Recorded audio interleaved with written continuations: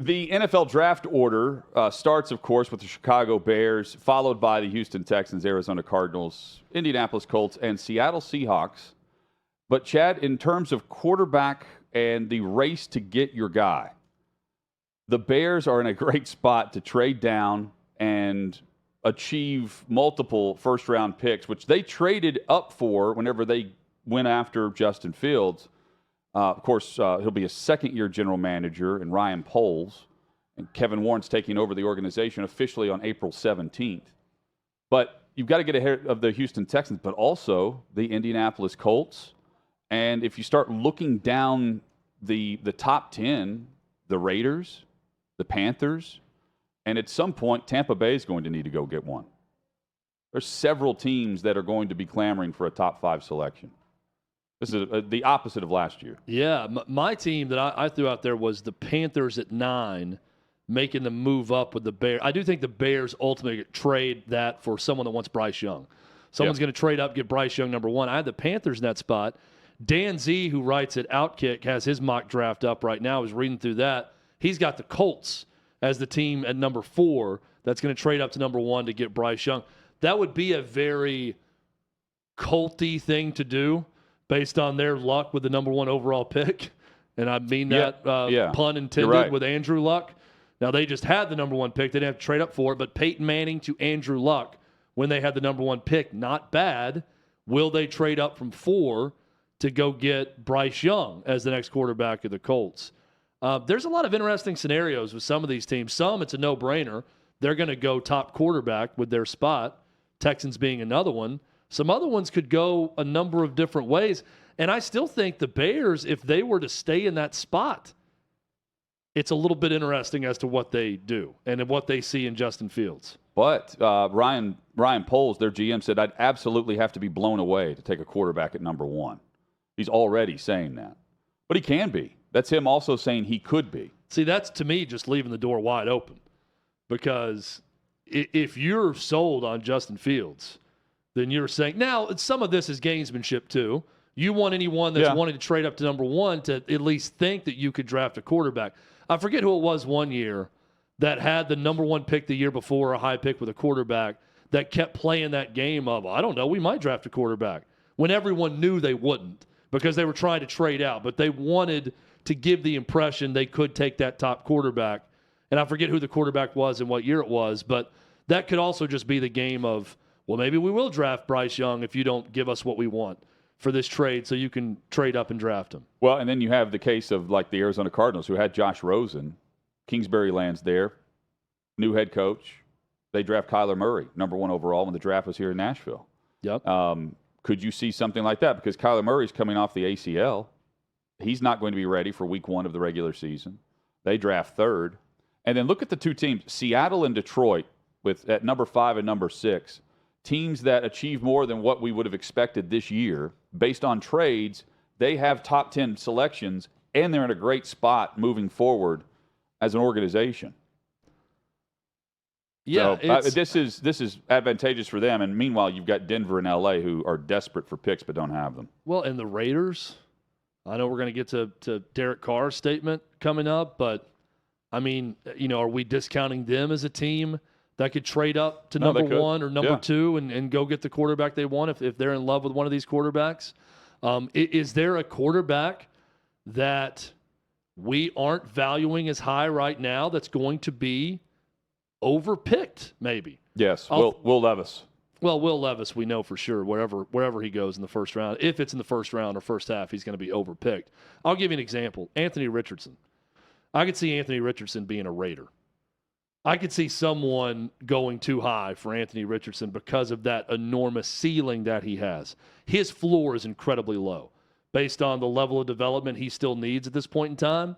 I look at Will Levis, and I think I don't like him as a prospect, but Will Levis's floor is way higher than Anthony Richardson. Yes. I think we kind of know what he's going to be or what he could be in the league. I don't think his ceiling is nearly as high as Anthony Richardson. So does somebody do something that we're not expecting right now? We know that's going to happen in the draft, and someone's going to get more traction in all the coverage leading up to the NFL draft. But will Anthony Richardson be that quarterback that suddenly skyrockets into the top 10? And which of these teams goes after Derek Carr? He's officially out in Las Vegas with the statement he released today, and it was lengthy, but just the highlights of the statement. It's especially hard to say goodbye because I can honestly say I gave everything I had every single day in season and in the off season. It certainly wasn't perfect, but I hope I was able to leave you with more of a few great memories as Raiders fans.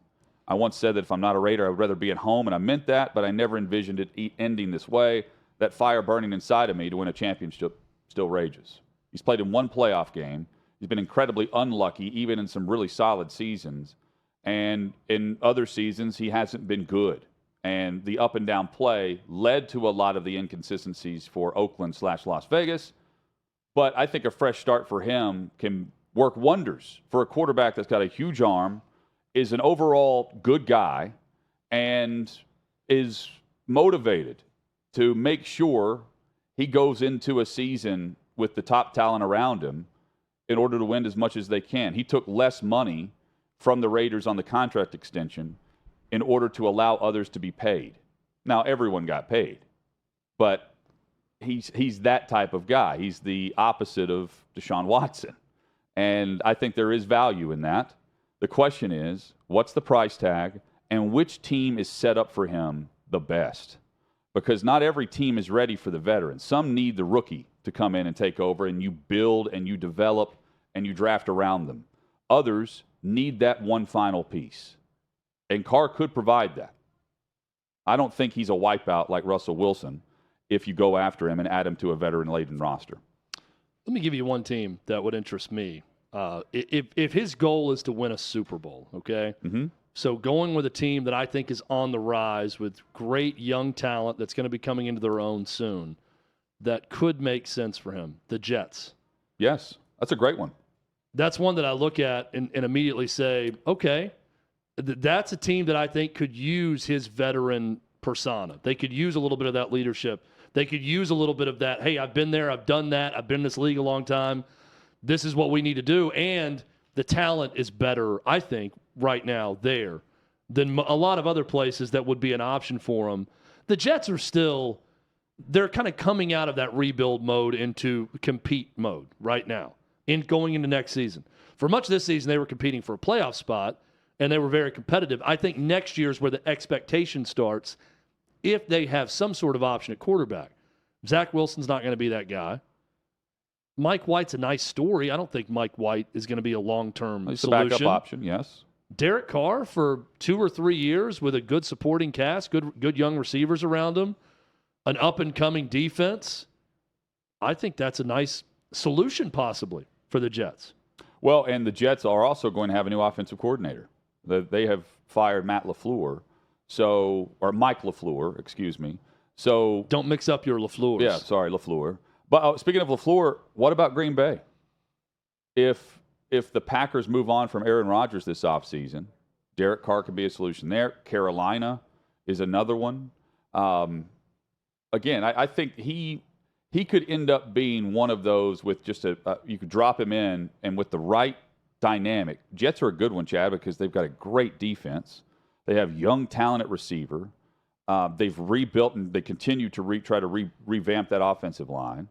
And they're right there on the cusp, even with bad quarterback play. He's also going to be highly, highly motivated the way things went down with the Raiders. Not that he wouldn't be anywhere under any circumstance, but I think that left such a bad taste in his mouth because of how it went down at the end of the year that he's going to be ready to go. One more for you, Houston, where he goes back to where his brother was drafted. Yeah, and finishes his career there as the veteran QB. They've got to find their quarterback. He could obviously start for the Texans. I just don't know if where Houston is right now, if that would be the spot he'd want to go because they're still not close. Fair enough. They don't look close. I don't look at them and think next year is going to be the big turnaround for the Texans. I still think it's probably another year after that. And I'm just thinking of naturally for a veteran guy, like you said, where can you just drop him in, parachute Derek Carr in to a training camp and get ready to go be in the playoffs right out of the bat. I think the Jets are a possibility for that with him. Davante Adams, who the Raiders traded for with Green Bay, he the numbers this season are incredible. He had 50% of all of the Raiders' receiving touchdowns this past season. To put that in perspective, Amari Cooper was second on that list with 47%, followed by A.J. Brown and D.J. Moore on any receiver over 40%. But he only ends up in Vegas because his former college quarterback, Derek Carr, was there. And he was recently asked if he wants to remain in Vegas. And will make decisions that you don't have a say in. But if they get you a quarterback that you know can get you a ball, do you want to come back and be a Raider again next year? Yeah, absolutely. I mean, like I said, I came here, I wouldn't have been here or ended up here originally probably, if Derek wasn't here. But it doesn't necessarily mean that I won't be here, in the event that he's not here. That's my boy. Obviously, I got his back through everything. I think I've made that more than clear at this point, and I support him, support everything that he has, moving forward as well. But my dream is to play for this team before he was a Raider, obviously, and at this point, I want to, obviously try to make this thing work and continue on doing what I'm doing here, and myself get better, and obviously see the team grow and get better as well. It's hard not to think of Davante Adams, a true number one, top 5 receiver. And I mean, they're asking him if he wants to remain a Raider. He signed a 5-year, $141.2 million contract whenever he was traded. I would want to stay and remain a Raider based on that contract too. But it doesn't feel like Josh McDaniels is just going to go with a rookie or with Jarrett Stidham, right? The idea that they're not going to bring in one of these vets, I just don't see how they just hit the free agent wire and just try to retool. Josh McDaniels was brought in there to win.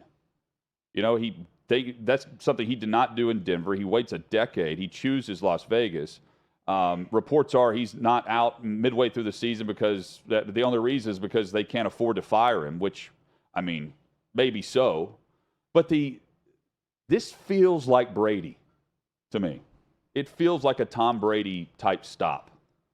And if Aaron Rodgers wants out, who's to say that they don't pair up again out west? I think one of the top names at the quarterback position ends up with Josh McDaniels, and ultimately Davante Adams is better off for it. Yeah, I think Brady's a good one to throw out there with the McDaniels connection with him. It's amazing to me that there's a reaction to a guy who signed that 5-year contract with a team who's got 4 more years on his contract, that there's some reaction of saying, yeah, I want to stay with the team. Well, of course. Isn't it sad, though, that there's an option that he could just be like, no, I want out. I don't like the way things are headed, so trade me somewhere else. I want to go to a contender. He's set to he made 3.5 in base. This, of course, a backloaded contract with all the guaranteed money up front. Yeah. $6 million next year. Then it goes to 16.8, 35.6, and then 35.64 in 2026. Yeah, so he's over the out life after of his 24. contract. Yeah, at maybe before that, maybe Sure, out after next maybe. year, based on the way things look for the Raiders. But I mean, yeah, he's under contract, so that's the right answer for Davante Adams. You signed there for a reason, and you're getting paid a ton of money. Now you sit back and see what's going to happen at quarterback. But nothing good happens at quarterback.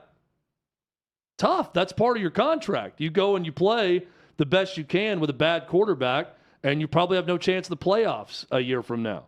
But I think you're onto something, Hutton. If it is a Brady or an Aaron Rodgers pairing with him, that would be a team to watch. It's obviously going to be very relevant